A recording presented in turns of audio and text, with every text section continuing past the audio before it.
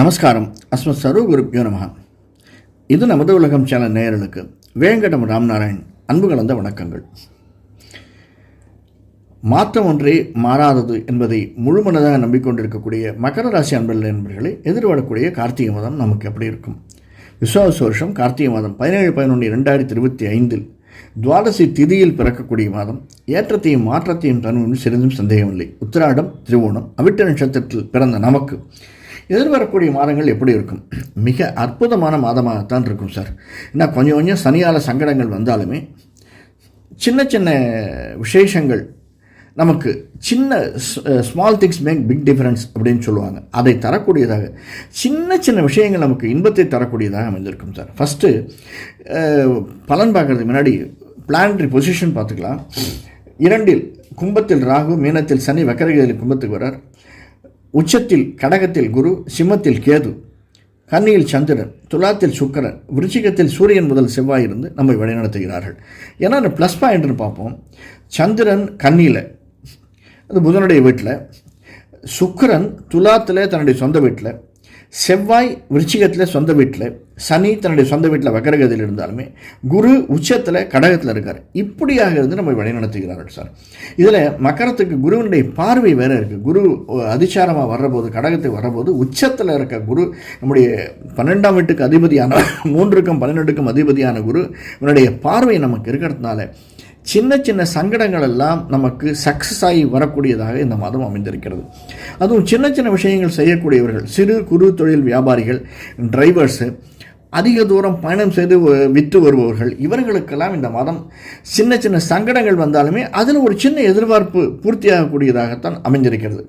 சங்கடங்கள் வரத்தான் செய்யும். ஏன்னா 2ல் இருக்கக்கூடிய சனியும் ராகுவும் சும்மா விட்டுறவே மாட்டாங்க. எதை எடுத்தாலுமே சின்ன நம்ம சொல்லக்கூடாது, இதை நினச்சிட்டே இருப்போம், இந்த வார்த்தையை மட்டும் இவங்ககிட்ட சொல்லிடக்கூடாதுடான்னு. ஆனால் அந்த வார்த்தை தான் வந்து விழுந்துடும்.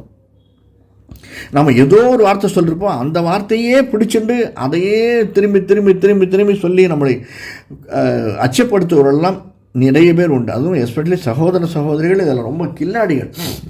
நம்முடைய சகோதர சகோதரிகள் மட்டுமல்ல, நமக்கு எதிர்வரக்கூடிய நண்பர்கள். இதுவே ஒரு ஏன்னா நம்முடைய 7ஆம் வீட்டில் இருக்கக்கூடிய குருவினுடைய பார்வை இருக்கிறதுனால நம்முடைய கணவனோ மனைவியோ அவர்கள் சொல்வதை கேட்டு நடந்தோம் ஏனால் நல்ல உச்சத்து போகக்கூடிய சாத்தியக்கூறுகள் இருக்குது. கணவன் சொல்வதை மனைவியும், மனைவி சொல்வதை கணவனும் கேட்டு நடப்பது அப்படிங்கிறது கொஞ்சம் ஈகோ பார்க்காத கேட்டு நடந்தோம்னா நிச்சயமாக நல்லது இருக்கக்கூடியது. எதிர்வரக்கூடிய சந்ததிகளை உருவாக்கக்கூடியதாக இந்த ஒரு மாதம் அமைந்திருக்கிறது. நல்ல செயல்களை செய்யக்கூடிய, நல்ல சிந்தனை இருக்கக்கூடியதாக இந்த மாதம் அமைந்திருக்கிறது. ஆனாலும் ஏடகுலம் வாயை விட்டுறாதீங்க, அது ரொம்ப கஷ்டம். ரொம்ப அடக்கி வாசிங்க. சனி சும்மா இருக்கவே மாட்டார். அது மட்டுமல்ல, செவ்வாய் நம்முடைய 3ஆம் வீட்டை வேற பார்க்குறார். 1 2 3 4ஆம் வீட்டை 2ஆம் வீட்டை பார்க்குறார் செவ்வாய். அந்த செவ்வாய் ஆல்ரெடி ராகு சனியோட சேர்ந்தது. செவ்வாயினுடைய பார்வை வேறு இருக்குது. இதெல்லாமே நமக்கு சின்ன சின்ன சங்கடங்களை தருவதற்காக அமைந்திருக்கிறது. அதே மாதிரி ரியல் எஸ்டேட், ஷேர்ஸு, இந்த மாதிரி பிஸ்னஸில் இருப்பவர்கள், நிலம் நீர் சம்மந்தப்பட்ட பிஸ்னஸ் இருக்கவர்கள் கொஞ்சம் அடக்கி வாசிங்க. அதிகமாக, ஏன்னா இந்த காலத்தில் கொஞ்சம் அடக்கி வாசிக்கிறது ரொம்ப நல்லது. வார்த்தை விடுவதும், ஒரு MOU சைன் பண்ணுறது, ஒரு ட்ரேட் அக்ரிமெண்ட் சைன் பண்ணுறது எல்லாம் ரொம்ப நுணுக்கமாக அலசி ஆராய்ந்து பண்ணுங்கள்.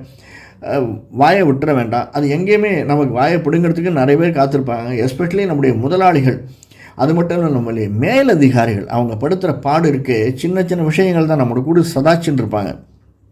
கவலைப்படாதீங்க, இன்னும் 1 மாதம் 2 மாதம் நாம் திரும்பி ரிவிட் அடிக்கிறது சான்சஸ் வரும். கவலையப்படாதீங்க, பொறுமையாக இருங்க. அதுவும் மகர ராசிக்காரர்களுக்கு தன்னுடைய மேலதிகாரியுடைய இது ரொம்ப, ஏன்னா 11ஆம் வீட்டில் இருக்கக்கூடிய சூரியனோடு சேர்ந்த செவ்வாய், அந்த இடத்துல சுக்கிரன் இருக்கான். வருமானத்துக்கு இது இருக்குது. திடீர்னு எதிர்பாராத ஒரு போனஸ் வரும். நாம் எதிர்பார்த்து காத்திருக்கக்கூடிய, இதுக்கு முன்னாடி அப்ளிகேஷன் போட்டால் தான் ஆர்டர் வந்த மாதிரி போட்ட அப்ளிகேஷனுக்கெல்லாம் வருவதற்கான சாத்தியக்கூறுகள் இருக்குது. ஒரு வெளி இடம் செல்வதற்கோ, வெளி மாநிலம் செல்வதற்கோ, வெளிநாடு செல்வதற்கோ, அது வேலை நிமித்தமாகவோ பிஸ்னஸ் நிமித்தமாகவோ செல்வதற்கான சாத்தியக்கூறுகள் நிறைய இருக்குது. அதையெல்லாம் நம்ம கொஞ்சம் பொறுமையாக மனசை உடஞ்சிடாமல் எதிர்கொள்ளணும். அது மட்டும் இல்லை, சின்னத்திரை பெரிய திரை இருப்பவர்களுக்கு இந்த மாதம் சில பல சிக்கல்களை கொடுப்பதற்காகவும் அமைந்திருக்கிறது. ரொம்பவும் பொறுமை தேவை. அவர்களுக்கும் பொறுமைதான் முக்கியம். அப்படி பொறுமையாக இருப்பவர்கள் நல்ல ஜெயித்து கொண்டாடக்கூடியதாக அடுத்த ஓரிரு மாதங்கள் அமைந்திருக்கும். ஏன்னா இந்த மாதம் பரணி தீபம் 17ஆம் தேதி, கார்த்திகை 18ஆம் தேதி சர்வாலய தீபம், நமக்கு இந்த ஒளியை தரக்கூடிய மாதமாக இந்த மாதம் அமைந்திருக்கிறது. டிசம்பர் 3, 4 தேதிகளில் 18ஆம் தேதி சர்வாலய தீபம், வைகானச தீபம், அடுத்த நாள் தான் பாஞ்சராத்திரி தீபம் வீட்டுக்கெல்லாம் இருக்கக்கூடியதாக, கோயில்களுக்கும் வீடுகளுக்கும் இருக்கக்கூடியதாக 18ஆம் தேதி தீபம் அமைஞ்சிருக்கிறது. இதனால் வாழ்க்கை ஒளிமயமாக இருக்கும் என்பதில் சிறிதும் சந்தேகமில்லை. அதை நாம் தான் சார் மாற்றிக்கணும். நம்முடைய குலதெய்வ இஷ்டதெய்வ வழிபாடு, நம்மை படைத்தவனை வழிபடுதல், நம்ம எங்கேருந்து வந்தோம், எங்கே போக போகிறோம், அப்படிப்பட்ட ஒருத்தனை நாம் நினைத்து வழிபட்டு வந்தோமே ஆனால் நிச்சயமாக நன்மை இருக்கும். ராமனோடு சேர்ந்து, ராமன் சீதை லக்ஷ்மணனோடு சேர்ந்த ஆஞ்சநேயர் டெம்பிளுக்கு போயிட்டு வாங்க. அவசியமாக சனிக்கிழமைகளில் போய் சென்று வருவது அப்படிங்கிறது ரொம்ப விசேஷத்தை கொடுக்கும்.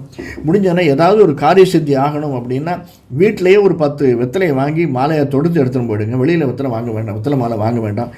அப்படி உங்க காரிய சித்தி ஆகணும்னா அவருக்கு ஒரு வெத்தலை மாலை போட்டுவாங்க. சின்ன சின்ன பிரச்சனைகள் வரும், உடல் உபாதைகள் வரும். அதனால் முடிஞ்சோன்னா தன்வந்திரிக்கு இந்த ஒரு மாதத்தில் ஒரே ஒரு தரமாவது விளக்கேற்றி வாருங்கள்.